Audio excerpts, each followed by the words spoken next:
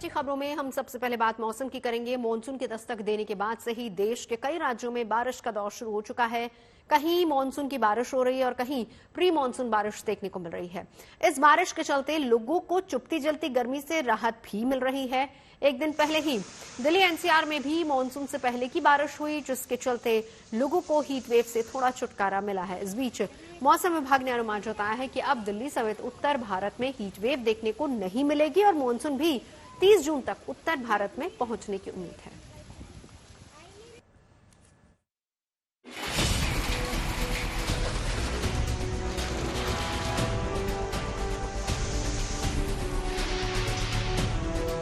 पहाड़ों पर बादल बरस रहे हैं, मैदानों में बादल बरस रहे हैं और ऐसे बरस रहे हैं कि गर्मी से बेहाल लोगों को राहत पहुंचा रहे हैं। चाहे पहाड़ी राज्य जम्मू कश्मीर हो या फिर उत्तराखंड, मैदानी राज्य दिल्ली हो या महाराष्ट्र, बारिश की ये बूंदें लोगों के लिए राहत बनकर आई हैं। चंद रोज पहले तक इन राज्यों में 45 डिग्री वाली गर्मी लोगों को झुलसा रही थी, मगर मानसून से पहले की इस बारिश को देखकर लोगों के चेहरे भी खिल उठे हैं। अच्छा मौसम हो रहा है, जैसा कि प्लेन्सों में 50 डिग्री तापमान हो रहा है और यहाँ 22 डिग्री 23 डिग्री में बड़ा आनंद आ रहा है। एक दिन पहले ही दिल्ली एनसीआर के शहरों में आंधी और बारिश ने दस्तक दी, जिसके चलते तापमान में थोड़ी गिरावट देखने को मिली और लोगों को इस चुपती जलती गर्मी से राहत मिली। इस बीच मौसम विभाग ने अपने ताजा अनुमान में बताया है कि अब दिल्ली और एनसीआर के साथ साथ उत्तर भारत के शहरों में हीट वेव देखने को नहीं मिलेगी, यानी कि आने वाले दिन लोगों के लिए राहत भरे हो सकते हैं। अभी क्या है कि अगर जैसे आप सैटेलाइट पिक्चर्स देखेंगे तो वेस्टर्न डिस्टर्बेंस प्रभाव कर रहे हैं कंटिन्यूस। उसके प्रभाव से क्या है कि जो हवाएं तो अरबियन सी से आ रही हैं, उसमें मॉइस्चर होता है और ठंडी हवाएं होती हैं, और दूसरा वेस्टर्न डिस्टर्बेंस का प्रभाव के कारण लाइट रेनफॉल एक्टिविटी चल रही है। एनसीआर दिल्ली में भी हुआ और पंजाब हरियाणा में भी हो रहा है। हिमालय में light to moderate many places में भी हुआ। 50% से ज़्यादा स्टेशंस में रेनफॉल एक्टिविटी रहा और आने वाले 2-3 दिनों में ऑलमोस्ट ऐसा ही सिनेरियो बना रहेगा। इसलिए जो टेम्परेचर्स इसमें ज़्यादा बढ़ेंगे नहीं, जैसे हैं ऑलमोस्ट वैसे ही रहने वाले हैं, ज़्यादा टेम्परेचर्स नहीं बढ़ेंगे। वहीं तय वक्त से पहले ही केरल में दस्तक देने वाला दक्षिण पश्चिम मानसून लगातार आगे बढ़ रहा है, लेकिन अभी इसके उत्तर भारत में पहुंचने में थोड़ा वक्त लगेगा। मौसम विभाग ने संभावना जताई है कि मानसून की मौजूदा रफ्तार को देखते हुए 30 जून तक उत्तर भारत में मानसून प्रवेश कर सकता है, यानी कि मानसून की राह देख रहे उत्तर भारत के लोगों को अभी कुछ दिन और इंतजार करना होगा। हम उत्तर भारत में रह रहे लोगों को अभी कितना लंबा इंतजार करना पड़ेगा। देखिए, मैं आपको पिक्चर्स के माध्यम से समझाऊं, आपका जो डेट है वो 30 जून है, ठीक है। अभी तक क्या है, जो मानसून का स्टेटस क्या है, मानसून ऐसे प्रोग्रेस कर रहा है, ठीक है। अभी जैसे हमने जो तो कल तक का मैप है, आज हमने थोड़े महाराष्ट्र के हिस्से कवर किए, ऑलमोस्ट कर्नाटक पूरा कवर हो गया, तेलंगाना के काफी हिस्से कवर हो गए, आंध्र प्रदेश के हिस्से काफी कवर हो गए और स्लोली आने वाले दिनों में जो कर्नाटक के महाराष्ट्र के बाकी हिस्से थोड़े कवर रहेंगे और साउथ छत्तीसगढ़ जहाँ उड़ीसा के हिस्से कवर करेगा। लेकिन इस साइड पर प्रोग्रेस होने का अभी काफी स्लो है। वही कारण है कि जहाँ रेनफॉल एक्टिविटी नहीं है, इसलिए जहाँ पे भी हम हीट वेव का ज्यादा पॉसिबिलिटी बन रहा है। और अभी तक आने वाले दिनों में तो 10-15 दिनों में तो कुछ ऐसा है नहीं अभी, क्योंकि स्लोली जो ऐसे आगे प्रोग्रेस करेगा। मॉनसून जो यहाँ पे एक्सपेक्टेड है, हम तो एक्सपेक्ट यही कर रहे हैं अभी प्रेजेंट ट्रेंड के अनुसार कि आपको लास्ट वीक ऑफ जून में आपको आ जाएगा। क्लाइमेटोलॉजी के अनुसार 27 जून को आने की संभावना होती है। तो अभी जो हमारे प्रेजेंट ट्रेंड दिखा रहे हैं उसके अनुसार मोस्ट प्रोबेबली आपको लास्ट वीक में आ ही जाएगा। तो उसके 1 या 2 हफ्ते आपको प्री मानसून शावर लोगों को मिल सकते हैं। अभी लेट अस सी कि कब मानसून का यहाँ पर एंट्री होता है। लेकिन पूर्वोत्तर के राज्यों में पहले रेमल तूफान और फिर मानसून की दस्तक से बादल जमकर बरसे। खासकर असम और मणिपुर में, जहां बाढ़ के चलते एक बड़ी आबादी को अपने घरों को छोड़कर राहत शिविरों में शरण लेनी पड़ी है। दिल्ली से नीतू झा और चंडीगढ़ से ललित शर्मा के साथ bureau report, good news today. और अब बात दिल्ली जल संकट की कर लेते हैं। देश की राजधानी दिल्ली में पीने के पानी के संकट से जूझ रहे लोगों को अब जल्द राहत मिलने वाली है, क्योंकि अब सुप्रीम कोर्ट के आदेश पर हिमाचल प्रदेश दिल्ली के लिए शुक्रवार से 137 क्यूसेक पानी पूरे महीने छोड़ेगा और इसमें हरियाणा कोई रोड़ा नहीं अटकाएगा। इसके साथ ही जस्टिस पी.के. मिश्रा और के.वी. विश्वनाथन की बेंच ने दिल्ली सरकार से भी पानी बचाने के उपाय करने के लिए कहा है।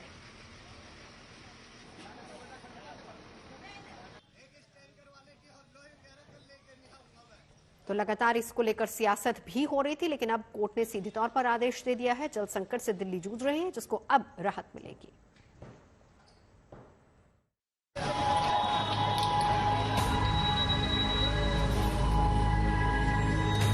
पानी की बहुत समस्या है जी यहाँ पे। दो तीन दिन में आता टैंकर।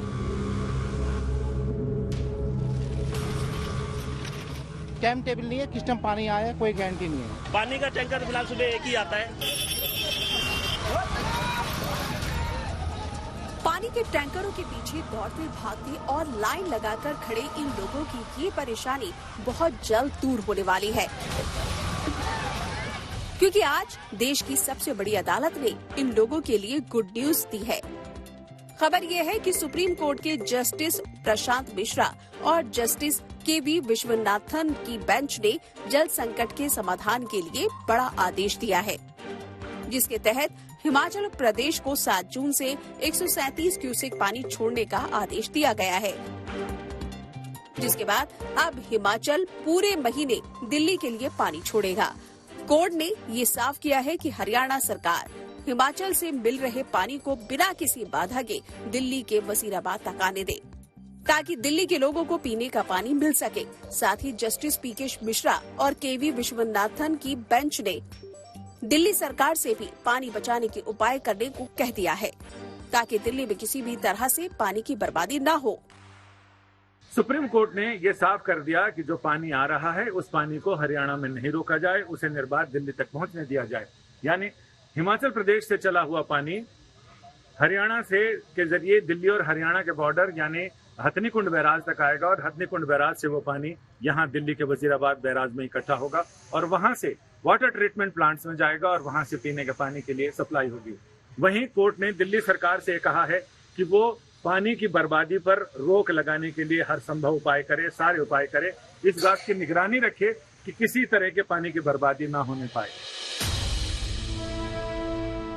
लेकिन देश की राजधानी दिल्ली के लिए जल संकट की ये समस्या कोई नई नहीं है। कमोबेश हर साल मई से जून के महीने में भीषण गर्मी के दौरान लोगों को बूंद बूंद पानी के लिए तरसना ही पड़ता है। इसके पीछे 2 अहम कारण है। पहला प्रचंड गर्मी और दूसरा पानी के लिए पड़ोसी राज्यों पर निर्भरता। 2023 का दिल्ली सरकार का आर्थिक सर्वे ये बताता है कि हर दिन यमुना से 38.9 करोड़ गैलन, गंगा नदी से 25.3 करोड़ गैलन और भाखरा नांगल से रावी व्यास नदी से 22.1 करोड़ गैलन पानी की आपूर्ति दिल्ली को होती थी। इसके अलावा कुएं, ट्यूबवेल और ग्राउंड वाटर से 9 करोड़ गैलन पानी आता था। कुल मिलाकर दिल्ली को हर दिन 95.3 करोड़ गैलन पानी मिलता था, लेकिन 2024 में यह आंकड़ा 96.9 करोड़ गैलन तक पहुंच गया। वहीं दिल्ली जल बोर्ड का कहना है कि राज्य को हर दिन करीब 129 करोड़ गैलन पानी की जरूरत है, मगर गर्मियों में केवल 96.9 करोड़ गैलन पानी ही रोजाना मिल पा रहा है। यानी ये साफ है कि मांग के हिसाब से आपूर्ति यहाँ कम है, इसलिए दिल्ली के लोगों को इस जल संकट से जूझना पड़ रहा है। हालांकि अब कोर्ट के आदेश के बाद लोगों को राहत मिलने की आस जरूर जग गई है। पानी की समस्या हाल फिलहाल हुई है गर्मियों के बढ़ने के बाद या हमेशा से रही? नहीं, गर्मी सर्दी में इतना आता पानी जितना हम एक दिन छोड़ के एक दिन चलाते मोटर, और अब रोज 2 बारी चलाते हैं तब भी पानी नहीं मिलता। पीला पानी आता, आधा 1 घंटा आता, पानी सही नहीं आता, बिल्कुल बहुत बेकार पानी आ रहा। अच्छा, अब हिमाचल सरकार पानी छोड़ने जा रही है, दिल्ली वालों को हिमाचल का पानी मिलेगा। कल से ही सरकार आप लोगों तक पानी पहुंचाएगी, राहत मिलेगी इसके बाद? हाँ, उसके बाद राहत तो मिलेगी, अगर पानी आ जाएगा तो। हिमाचल से पानी मिलने लगेगा तो राहत होगी? क्यों नहीं होगी राहत? राहत होगी, जब हिमाचल से पानी मिलेगा तो राहत क्यों नहीं होगी? अदालत ने भी सभी पक्षों से इस समस्या में स्टेटस रिपोर्ट दायर करने के लिए कह दिया है और अब इस मामले की अगली सुनवाई सोमवार को की जाएगी। दिल्ली से संजय शर्मा और नीतू झा के साथ bureau report, good news today. और अब बात करते हैं आज उत्तर भारत में मनाई जा रही शनि जयंती की। हिंदू धर्म में आज के दिन की खास अहमियत है। पंचांग के मुताबिक हर साल की ज्येष्ठ माह की अमावस्या तिथि को भगवान शनिदेव की जयंती मनाई जाती है। भगवान शनिदेव को ग्रहों का सबसे प्रभावशाली देवता माना जाता है। शनिदेव को दंडाधिकारी माना जाता है। वो मनुष्यों को उनके कर्मों के मुताबिक ही फल देते हैं। शनिवार के अलावा शनि जयंती पर लोग अपनी अपनी तरह से उपाय करके शनिदेव को प्रसन्न करने की कोशिश करते हैं और यही वजह कि लखनऊ, चंडीगढ़ समेत देश के कई शहरों में मौजूद शनि मंदिरों में श्रद्धालुओं का तांता लगा हुआ है। लोग अपने आराध्य को अपने ओर से खुश करने की हर कोशिश कर रहे हैं। दंडनायक के अलावा न्याय के देवता की उपाधि भी शनिदेव को हासिल है। हम लखनऊ के करौंदा घाट मंदिर में हैं।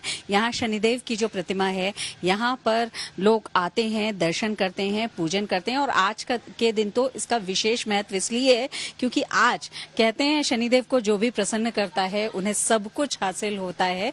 और इस जगह का भी विशेष महत्व इसलिए है कि कहा जाता है कि बहुत पहले से यहाँ पर शनिदेव महाराज विराजमान थे पीपल के वृक्ष के नीचे, और उसके बाद ये मंदिर बनाया गया। हमारे साथ पंडित सौरभ हैं जो ये बताएंगे कि आज के दिन का विशेष महत्व क्या है, क्योंकि वैसे तो शनिदेव की पूजा शनिवार को की जाती है, लेकिन आज का दिन जो है शनि जयंती का दिन वो क्यों खास है लोगों के लिए? देखिए, आज का दिन महत्व इसलिए रखता है क्योंकि आज शनि महाराज का जन्मदिन मनाया जाता है और यह दिन हम लोग बहुत हर्षोल्लास से यहाँ पे हर वर्ष की भांति इसी तरह मनाते आते हैं। कहा जाता है शनिदेव न्याय के देवता हैं, यानी लोग डरते भी हैं शनिदेव से, लेकिन वो शनिदेव दरअसल मनुष्य के कर्मों का फल देते हैं। तो इसलिए कर्म आपके जरूर अच्छे होने चाहिए, बाकी आप कुछ उपाय करें। देखिए, शनिदेव न्याय के देवता हैं, दंडाधिकारी हैं, इनसे डरने की कोई आवश्यकता ही नहीं है। जैसे सभी भगवान हैं उसी तरह ये भी हैं। और अगर आपके कर्म ही खराब हैं तो आपको डरने और न डरने की वैसे भी कोई जरूरत नहीं है। और शनि देव कर्म के अनुसार, जैसे कर्म इंसान के होते हैं उसी अनुसार उसका फल देते हैं। यहाँ जो शनिदेव हैं पीपल के वृक्ष के नीचे थे, इनका भी खास महत्व है क्योंकि बहुत पहले से यहाँ पर रहे हैं। जी, यहाँ पे बहुत पुराने समय से रेगुलर शनि महाराज की पीपल के वृक्ष के नीचे पूजा होती चली आ रही थी, पर एक भक्त द्वारा वी शनि देवी अमरनानी की पुण्य स्मृति में 1971 में इस मंदिर को स्थापित कराया गया था। और शनि जयंती पर किस तरीके से आप शनि की पूजा कर सकते हैं ताकि आप पर हो शनि की कृपा, बता रहे पंडित शैलेंद्र पांडे।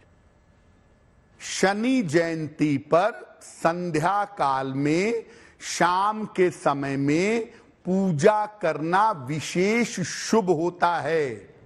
जैसा आपको पहले बताया कि 6 जून को संध्या काल में आप शनि देव की पूजा करिएगा। शनि जयंती पर संध्या काल में स्नान करें। इसके बाद शनि देव का स्मरण करके पश्चिम दिशा की तरफ अपना चेहरा करके बैठें। फिर आप शनिदेव के मंत्रों का जप करें। ओम शं शनैश्वराय नमः, या ओम प्राम प्रीम प्रौम सह शनैश्वराय नमः, या ओम शन्नो देवीरभिष्टयः आपो भवन्तु पीतये संयोरभिश्रवन्तु नः। इस मंत्र का जप करें। या शनिदेव के जो स्तोत्र हैं, जैसे दशरथ कृत शनि स्तोत्र, इसका पाठ करें। जब पाठ हो जाए तब इसके बाद पीपल के नीचे सरसों के तेल का दीपक जलाएं। इसके बाद किसी निर्धन व्यक्ति को अन्न का, वस्त्र का और धन का दान करें।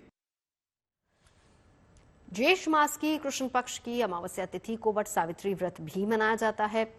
इस दिन महिलाएं पति की लंबी आयु के लिए व्रत रखती हैं और इस दिन सुहागिनें वट सावित्री व्रत का अनुष्ठान करती हैं। मान्यता यह है कि ये एक ऐसा व्रत है जिसे करने के बाद उसका फल जीवन भर मिलता है। इस व्रत का उल्लेख स्कंद पुराण में भी मिलता है और मान्यता यह भी है कि सती सावित्री ने इसी व्रत को करके यमराज से अपने पति का जीवन वापस पाया था। तभी से वट वृक्ष को चिरंजीवी माना जाता है।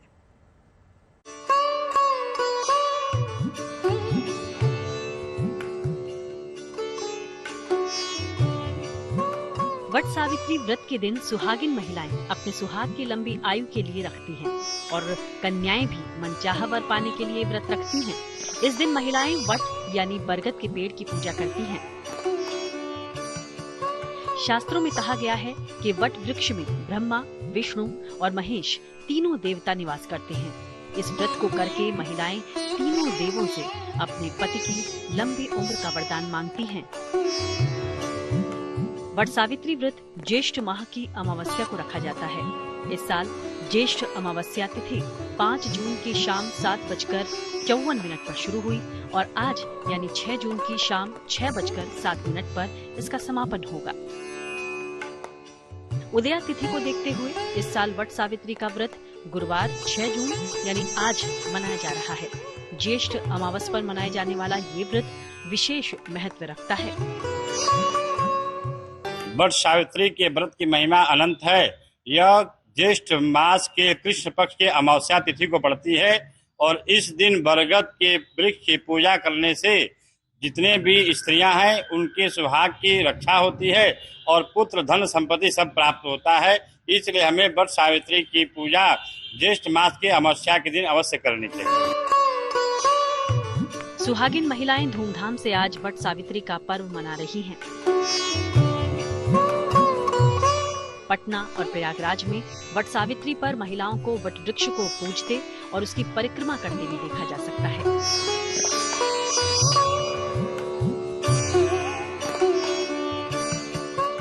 वट सावित्री पर महिलाएं वट वृक्ष के पास बैठकर सावित्री और सत्यवान की कथा सुनती हैं और कच्चे सूत से 7 बार वट वृक्ष की परिक्रमा करती हैं।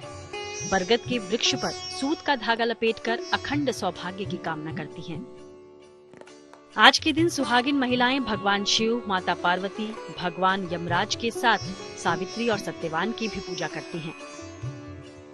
दरअसल आज के ही दिन सावित्री और सत्यवान की कथा सुनने की परंपरा है। मान्यता है कि ये कथा सुनने से मनचाहा फल मिलता है। और इस पौराणिक कथा के अनुसार मद्र देश में अशुपति नाम के धर्मात्मा राजा राज्य करते थे। उनकी संतान नहीं थी, लेकिन कुछ समय बाद उन्हें कन्या की प्राप्ति हुई। उसका नाम उन्होंने सावित्री रखा। विवाह योग्य होने पर सावित्री का सत्यवान के साथ विवाह किया गया। विवाह के बाद पता चला कि सत्यवान अल्पायु हैं। 1 साल बाद ही उनकी मृत्यु हो जाएगी। लेकिन फिर भी सावित्री अपने दाम्पत्य जीवन को लेकर अडिग रही। नारद जी ने मृत्यु का जो दिन बताया था, उस दिन सावित्री भी सत्यवान के साथ वन को चली गई। वन में सत्यवान जो ही पेड़ पर चढ़ने लगा, उसके सिर में असहनीय पीड़ा होने लगी। वो सावित्री की गोद में अपना सिर रखकर लेट गया। थोड़ी देर बाद सावित्री ने देखा कि अनेक दूतों के साथ हाथ में पाश लिए यमराज खड़े हैं। यमराज सत्यवान के प्राण को लेकर दक्षिण दिशा की ओर चल दिए। सावित्री को पीछे आते देख यमराज ने कहा, हे पतित परायणे, जहाँ तक मनुष्य साथ दे सकता है, तुमने अपने पति का साथ दे दिया, अब तुम लौट जाओ। सावित्री बोली, जहाँ तक मेरे पति जाएंगे वहाँ तक मैं जाऊंगी। सावित्री की पतिभक्ति और निष्ठा देख यमराज पिघल गए और उन्होंने सावित्री को एक वर मांगने के लिए कहा। तब सावित्री ने यमराज से सत्यवान के लिए प्राण दान का वरदान मांग लिया। वट सावित्री का व्रत अखंड सौभाग्य का तो वरदान देता ही है, संकट और विकार को भी दूर करता है और त्रिदेव के आशीर्वाद से झोली भर देता है। Bureau report, good news today. और बात नकल रोकने के अनोखे तरीके की। फिलीपींस में एक कॉलेज के एग्जाम हॉल के सामने आई है। परीक्षा में सफल होने के लिए कई लोग अलग अलग तरह के हथकंडे अपनाते हैं। परीक्षा के दौरान नकल भारत में कोई नई बात नहीं है। समाज में बुरी नजर से दिखने के बावजूद दशकों से हमारे देश के कई हिस्सों में परीक्षा के दौरान नकल प्रचलन में है। इसको रोकने के लिए कई बार सरकारी कोशिशें नाकाफी साबित होती हैं, लेकिन फिलीपींस में एक कॉलेज में सभी स्टूडेंट्स ने एंटी चीटिंग हैट पहनकर एग्जाम दिया। छात्रों को हेडगियर पहनने के लिए कहा गया था, जिससे वो दूसरों के पेपर नहीं देख पाए। कॉलेज प्रशासन चाहता तो बच्चे ईमानदारी के साथ परीक्षा दें, इसीलिए उन्होंने ये मजेदार तरीका ढूंढ निकाला, जिसकी वीडियो अब सोशल मीडिया पर खूब वायरल हो रही है। खबरें सच्ची होनी चाहिए, अच्छी खुद ब खुद लगती हैं। Navjot Randhawa signing off. आप सुनते रहिए गुड न्यूज और देखते रहिए गुड न्यूज टुडे।